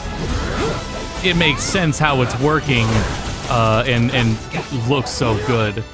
But it does have caveats, severe caveats, and I mean, I don't know. I'd have to see it to believe it in terms of how much they improve it. So, Fun Dog, technically FF15 is the easiest one the least demanding to run. These days, I guess, yeah. It's older. It's an older game, and it actually allows you to use DirectX 11. Yeah. FF7 Rebirth apparently has a fatal error if you try to launch it with the DX11 command in Steam. Right. So you absolutely need DX12 to play this game. So that already makes it way more demanding than I think even. So the thing is, it's weirdly more demanding, but it runs really well depending on the hardware you have. It's just that because DX12, I still think as like a I forget what the actual terminology is for it, like an API. Well, what is it called again? What specifically is it? I believe that's what you mean. Yeah. That's a graphics API. I think just isn't very good. Because even on Fortnite, I still have to use DX11 because their DX12 implementation is bad. Yeah. So, and I think unfortunately, a lot of like modern day game releases do not know how to implement DX12 very well. This and Alan Wake 2 seem to have been the only DX12 games that have not been like monstrous to run, which is crazy considering Alan Wake 2 and this game looks so phenomenal. So, yeah. I remember that was some. I mean, DirectX 12 it's so frustrating that's why we have the thing of games that have shader compilation. Yeah. And that's frustrating, especially when shader compilation still isn't stopping lag. But yeah, it's I remember reading that's what people did for Remake on PC. When I had streamed Remake on PC in that stream, I hadn't heard of people doing that, but I've heard recently it's what people do to run Remake better. Is switch to DX11. Yeah, they run so much better. But oddly enough, Rebirth is okay. Yeah. I love these games' battle gameplay. I hope these devs work together, get after the remake trilogy. Well, you can bet your ass that Hamaguchi is going to 100% be another household name right next to Sakaguchi and Nomura and all them. Right. He is just way too good at what he does. Yeah, and the fact that like his portfolio even before was enough. What's also crazy to think about is they got this game created in the span of 3 years. Yeah. Which means that with his work ethic, And I get it. They had some of the assets already done, but like, they needed to create the whole world, right? And like, the thing was, I had thought when they were doing Crisis Core Remake that they were gathering assets for Rebirth, and then they didn't. And then everything was still from scratch anyway. They were just getting a sense of art direction. They weren't making the assets that they would use between them. Yeah. I want to know what he did, because this is the fastest I've seen a game like this, like, to turn around. And they probably, according to him, it technically would have been faster if they hadn't done Intergrade. So, like, I once again hope that Hamaguchi isn't, like, a slave driver by any stretch of the imagination. I don't think he is, considering Square is a part of changes post-COVID with hours working and how many people do work from home now. Which is awesome. That's good to hear.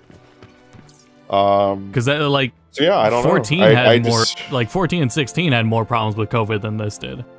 It's whatever managerial stuff is going on with VII Rebirth, it's the ideal conditions. Not only that, but I just think it's also an issue with that. I mean, Crystal Tools is just not.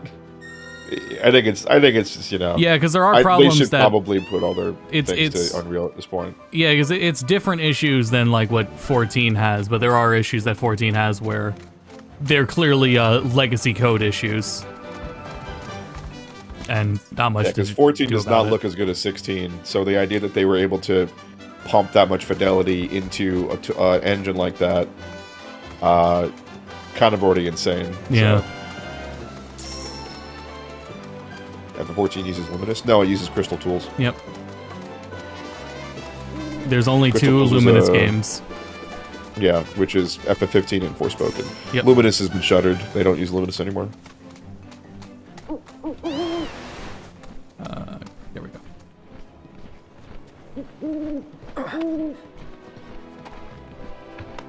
I'm waiting for the same kind of renaissance to happen for Square Enix that Capcom is going through, to be entirely honest. And FF7 Rebirth is a great start, for sure. Right. There are some RPGs that came out of the woodworks, out of retirement. Because a lot of core staff of most of Square's legacy RPGs, they're still there. They're just chilling. Look at that! You've stumbled upon a life spring. I think honestly what needs to happen is we need to look at the... for them to kind of, like, reach back and have all these, like, better franchises, I don't want Final Fantasy to be the only thing that they constantly rely on. They said to slow down on their input, that's all. Right. Which is exactly what they admitted. Slow down on their input, and I think that, unfortunately for their case, we were proven wrong, because they released a shit ton of mid-tier RPGs through, like, the many franchises that they own. Yeah. And they all failed. Like, they all did not do well at all. But it was that was an overabundance of them, though. Yeah, exactly. I think, honestly, what needs to happen is we need to kind of go back and look at the stuff like Star Ocean, Valkyrie Profile, and stuff like that. The next Star Ocean game should be AAA. I think 100% they can absolutely make that game and have their own little Mass Effect if they want to, but they have to absolutely approach it with the same kind of zeal and even product or budget that Final Fantasy would have. I think that's kind of what would bring them back into the spotlight. Yeah. For the most part. It would. I was talking about this the other day. Like the art style improvement of the last new game is also a step in the direction and just looking better. Life springs such as this can be discovered in every region. Their potential energy output is far too minuscule for characters displayed and see how it works. But to us, they're fonts of intel. I encourage you to seek out more of these life springs. Tales of Arise, I would struggle to call AAA. It's definitely the most expensive Tales game. That's true. But it's not really it's the closest that series has gotten to AAA for sure. There are things about it that just feel like preset Unreal stuff, like assets. Yeah. And I liked it. I did thoroughly enjoy 2/3 of Arise. I talked about during the Tales stream that the third act of Tales of Arise is a tier lower than the rest of the game on a Tales tier list. But yeah. Part 3 out before KH4. Probably not. I'll be entirely honest. Yeah, actually, yeah. I think we'll get Kingdom Hearts 4 before that. Yeah. I think it'll be literally year for year. So we'll get KH4 like maybe 2027, 2026, and then part 3 will be 2027. The management like time schedule mess that Square has had in those projects since the start of the PS3 era, that's over. They have already proven they have a much more consistent and reliable method of scheduling everything now. Yeah, because even FF16, which suffered from COVID, only took like 5 or 6 years. Yeah. Which is 10 times better than what 15? 15 was like over a decade. Yeah. So it was crazy up to like 12 and 13 came out pretty damn close to each other, which is also really funny considering that graphic leap. And even though that like 12 is a fantastic PS2 game. Yeah. What's even funnier is the idea that we were looking at the release window between 12 and 13 and going, God, this is just so long. This is the longest I've had to wait for Final Fantasy. Right. Well, that's the industry. It's not even just Final Fantasy. You did? Severe growing pains. I see. Really tough. But the growing. Yeah, it was only 3 years because was it 12 was 2006 and then 2009 was 13. I'm sorry to hear that. As a So myself, I sympathize.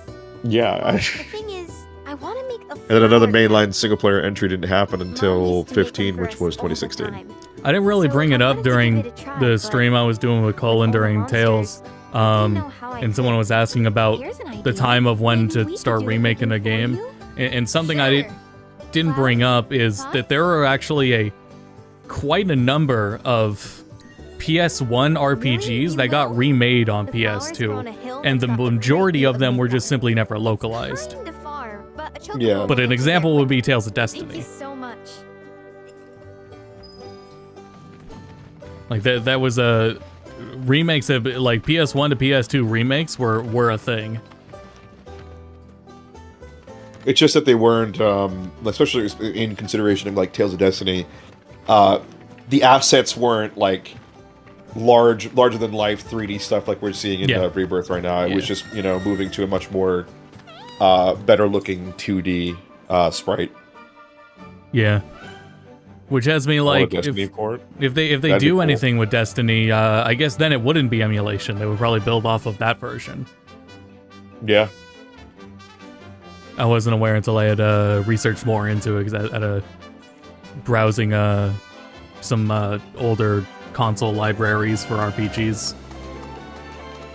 Right now, I think the Tales team is in the middle of figuring out which games are going to be deserving of remasters or possibly remakes. Right. Keep letting as long as the Graces team does it, let that Tosei. As long as Tosei's doing them, let them keep going. Yeah. I, for one, think that Tales of Abyss needs a remake. I think we're at that point. I would love to see Tales of Abyss with the same kind of budget that Tales of Arise has, because I think was happy to find out. I thought Symphonia would have won, but apparently Abyss is the most popular Tales game, That's as it should be. Because Abyss is incredible. So, what the hell's that? Oh, orcs.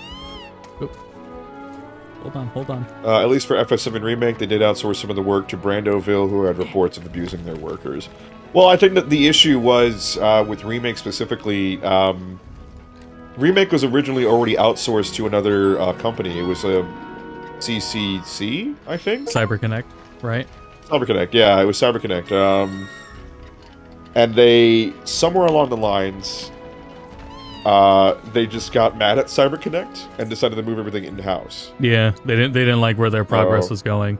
But I mean, that's every single publisher of that scale outsources. All of them do. There is no exception. They all do. Yeah. To some minor degree, to some major degree, they all do. Those studios that do that work, they some of them might not even be in Japan. There are quite a number of them in China and Korea that they utilize. Yeah, like fun fact, who do you think handled the vehicles in Final Fantasy 15? Who? It was the Just Cause guys. Well, that checks out. That's cool. Yeah, it's very common. They can't really like help the work conditions like outside of their companies, but yeah. What's crazy to me is like, what was it the other? I remember back in the day, it was Nintendo tapping Monolith to work on Star Fox Zero. That one was like weird to me. Mm-hmm. They get Monolith for everything. I guess Monolith is just good at what they do. They're just good developers. They're just good at everything they do. Yeah. I think it's crazy that they're not only bringing back X, but they're also doing it with the whole multiplayer installed too, which you kind of have to. So I'm glad that they're doing that for sure, because that means that I get to actually play the multiplayer this time. It was like, and I certainly was guilty of saying it, and many people were, that they weren't gonna do X because that shit can't run on Switch. But we're forgetting this is Monolith, so yeah, they can do anything. I thought it was more of the Wii U did have so much more processing power. It had a lot of overhead, but they could still do it.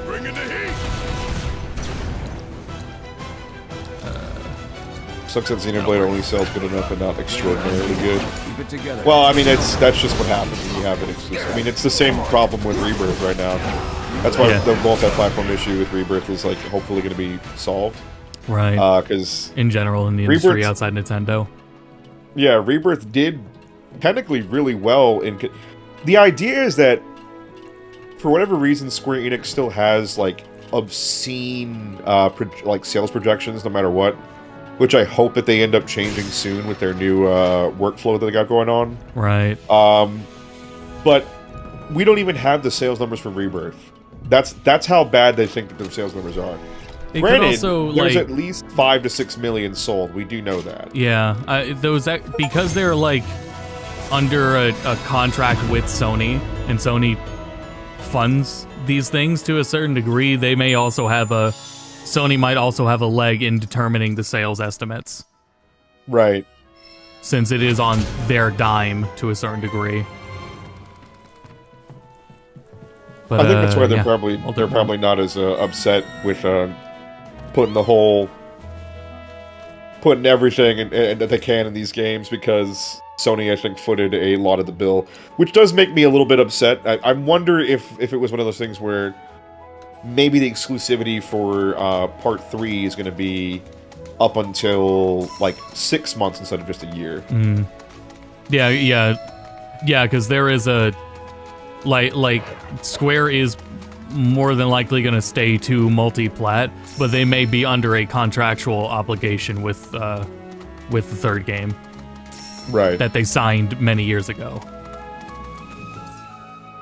And they got the budget for it, and anything they go over is on them. So, yeah. That means that like Sony spent a cool $1 billion on this project, which is crazy to think about. Excuse me. Or it could have just been like, you front half, I front half, possibly. Because I think altogether that this project's going to 100% hit the $1 billion mark after all 3 parts are released. Right. Any Mog the Moogle fans?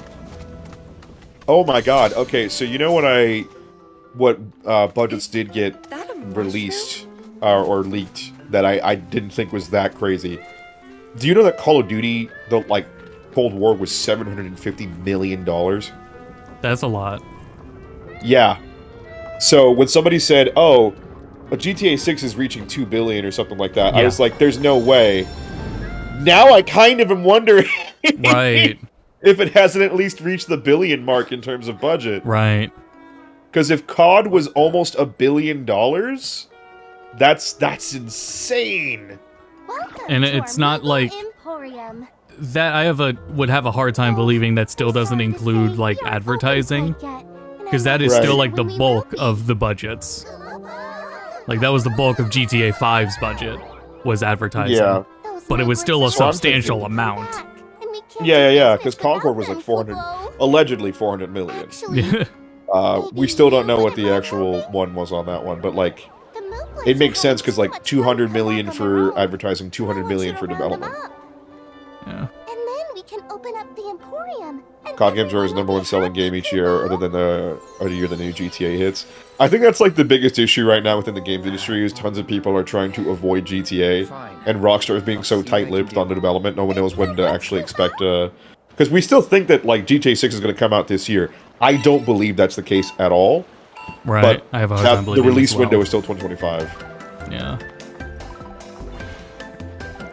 $1 billion budget they're going to use an excuse and charge $80 for.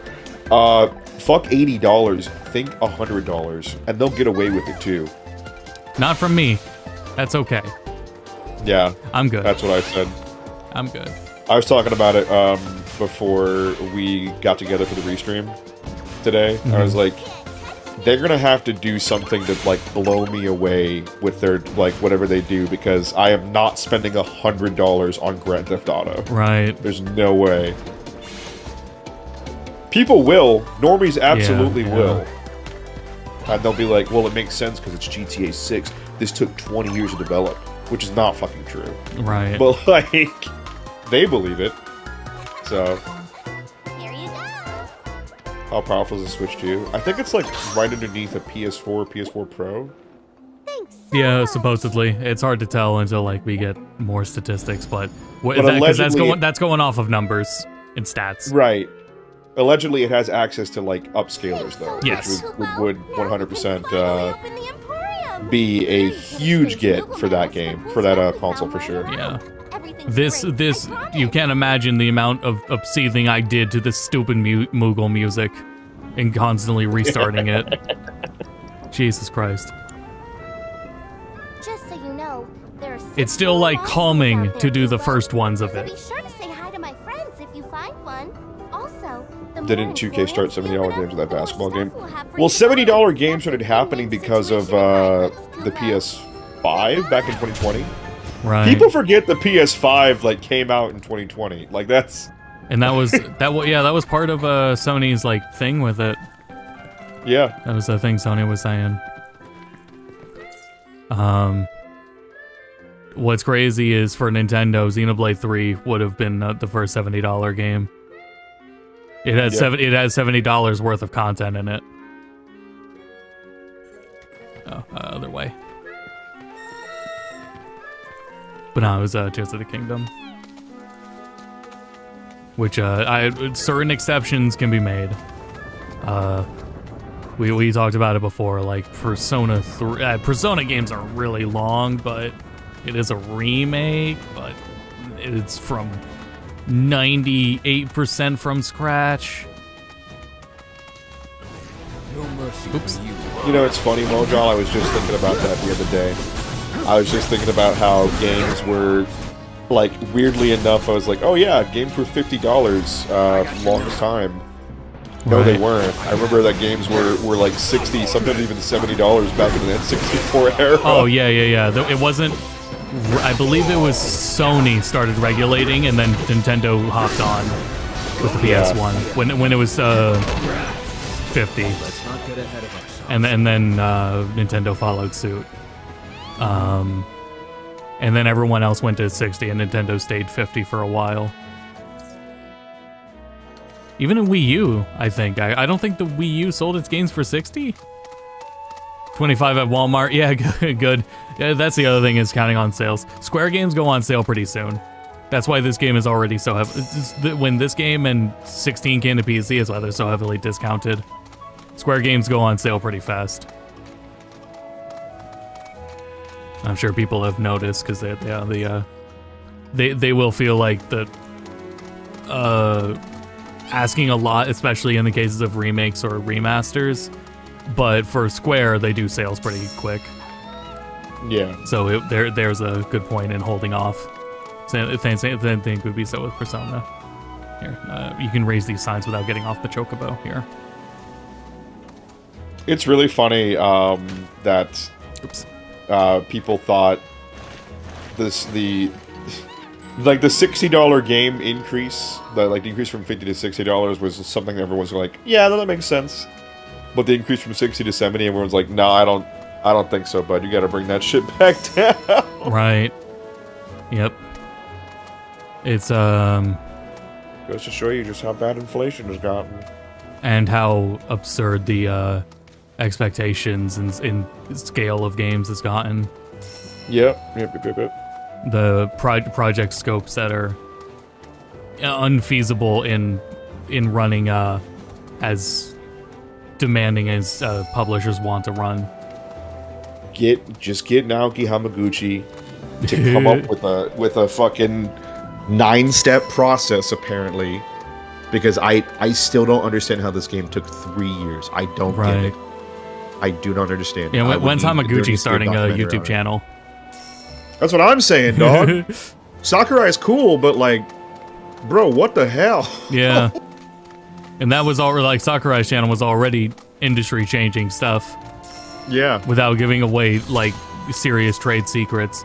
So then, yeah, you get others involved. Of that caliber, it's much more helpful, especially for someone who is still falls in line with the Iwata MO of developer first, game player first, business second.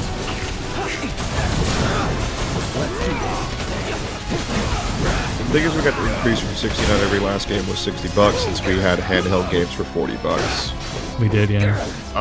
Yeah. I don't know if that was the reason. I think it was just because the leap from PS2 to 360 or PS3 was pretty big. Was pretty big. It was super substantial. Yeah, that's specifically what it was. It was PS3 and 360. It was not Wii. And it is weird to say it now, considering how good games look now, but the jump from PS3 to PS4 wasn't as substantial, and then PS4 to PS5, you could also argue, was even less substantial. This was a pointless console generation. Yeah, PS5, I think just did not need to happen, to be entirely honest. So, and of course, same with Series X. Yeah, 100%. But it's just, I mean, we're not doing original hardware like they were with PS3 and even before that anymore. And it's, in some cases, that is still for the best. Where we stop getting port issues fucking other consoles can't handle how the PS2 does fog. Metal Gear Solid on Xbox. That Xbox tries to brute force it and it suffers. Things like that. I almost wonder in the same way, because of the fact that consoles are essentially just slightly better than the other on the market, if that also kind of led to a lack of overall creativity and the scope of games kind of changing drastically, because having to create games for different consoles was so much of a different beast back then, and now everyone's kind of just doing the same thing over and over. PC gaming apparently right now is at the best it's ever been. It's exceeding far more than consoles and bringing in far more people than consoles at the moment, and it makes sense, because why would you buy a console right now? I think it would come to the accessibility that there is to game design now, where there are many games, even new indie games, that far exceed creative expectations. Do you notice any sparks that could be made by one person, like Balatro, or small teams still like Astrobot. These are known as guide stones. So it's opened the door both for them and for anything lower quality as well. Absolutely. If ever you're lost, try smashing one. It's kind of just the nature with being more accessible. That man 100% has the time machine that Hermione uses to go back in time just to do more work. Amazing. knowledge to strengthen your summoning materia, so I encourage you to seek out said sanctuaries. Yeah, you can fight the summons at like full power, or if you do more of the research, you can optionally fight them at an easier amount of power. I did them all. I fought them with the most help. Dennis says, best regards from Panama. Have you considered playing Dark Cloud? Yeah, it's weird that I never played it, but I'm not sure. Certainly, I have it. It's backups on the PS2. If I ever feel like it, I can hop in. Hell yeah. I got a whole like there's a terabyte in my PS2 ready of games, and I went by their box arts to try to recognize RPGs, and then Omnio brought up a Gundam RPG. It is the only turn-based Gundam RPG he knows of. Just pulled it out of nowhere, and I already downloaded it based on its cover. Yeah. Downloaded it legally is what he means. Yeah, of course. I backed it up from my physical copy. From his physical copy that he bought. And then it was from the FTP. Yeah, I downloaded from the FTP. From my PS2 to my PC, and then back to the PS2. I hope that now there's no more big FF games in sight that can finally reveal the fabled FF9 remake. Brother, I'm praying for you. I've been hearing about that remake for what feels like almost as long as FF7 remake now. Yeah. Let it either it's done, or let it take its time. Anyway, studio audience applause. Yeah. Again. What the hell you people doing here? Sony owns the IP as far as I know for Dark Cloud. I wonder if they want to work with Level 5 again. I don't know what Level 5 is doing. I think the last thing Level 5 did just was the Ni no Kuni mobile game, and that one is honestly dog shit. So, like... We're gonna finish whatever Beck wants us to do right here. If they want to, I think they just want us to. I think they just fuck off quick, and then we'll wrap up. I still haven't. There's been a bit going on, so I still need some time to myself. Yeah. So it's yeah, and it's been good to stream, talk, and play this game and have chat. It's been nice. Will they have Sakaguchi back to consult on the FF9 remake? Probably not. That guy is basically retired. Yeah, he just kind of does what he wants. The only way he would be back for consulting is if CPU 3 was working on it. Right. And at this point, we would probably know if they were working on it. Hey, Cloud, isn't that... They're so glad. It's so cool how FF14 has brought everyone so close together, from the figureheads of Final Fantasy. Yeah. They're all, and even the whole time, they were all just bros. There was decades of like rumored animosity between the teams after like 6 to 7, and in the division of the directions between like 13 to 12. It was never there. They were all just buddies. Yeah, so good to hear. Especially after, I still think right now, in terms of like the worst that a Japanese company has ever had been like publicly in terms of overall work, still Konami. The story about Silent Hill's development, like the first game, is actually like heartbreaking. Because it was like work conditions. To get it even off the ground. So the guy, he was a cutscene director, right? Mm-hmm. And he had the concept for Silent Hill, and they kind of gave him like a sort of John Wick like impossible task to sort of like, hey, if you get this done in this amount of time, we'll listen to your pitch. And he had to work and sleep inside of the office, and he was literally coming up with the pitch by himself. Like, if I remember correctly. And it just got to a point where he was the only one doing all of the work on this thing. And it did not change after he got accepted. It only got worse. So Silent Hill was really like a huge passion project for them.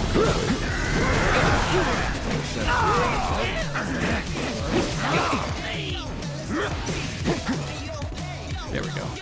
That's what I wanted to get. Fire. Don't overdo it. Yeah, I'll do it. Take over. My turn.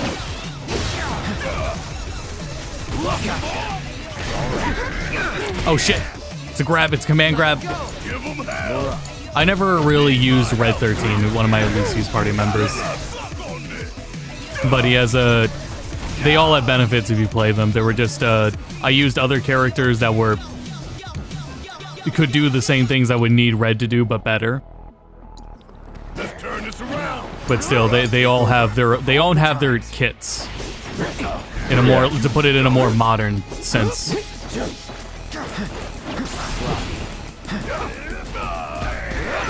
Finally, here we go. Never mind, I'm out of MP.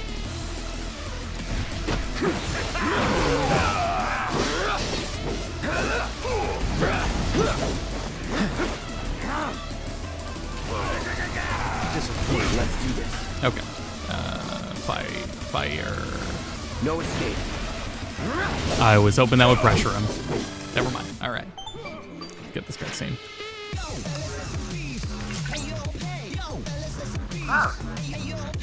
My readings indicate the proto-relic is on the move. Would you mind updating me on the situation? Bandai Namco is just stingy with budget. Fortunately, Very stingy with budget. the proto-relic's destination. So at least they are somewhat successful. Also, yeah, Nier Replicant is a good idea of, like, there's going to be a lot of games that come to Switch, too, and, yeah, Nier Replicant could be there, yeah. Nier Replicant, there's a whole bunch of Sega games. I was saying, it's more third parties are going to have Switch 2 exclusives than Nintendo is. For that Apparently first a lot year. of third parties are very excited for Switch 2. Right. I mean, I've also heard, I was going to mention it earlier, but I had also heard there were many developers that are thankful about, like, the reveal of the 5000 series cards was like a sigh of relief.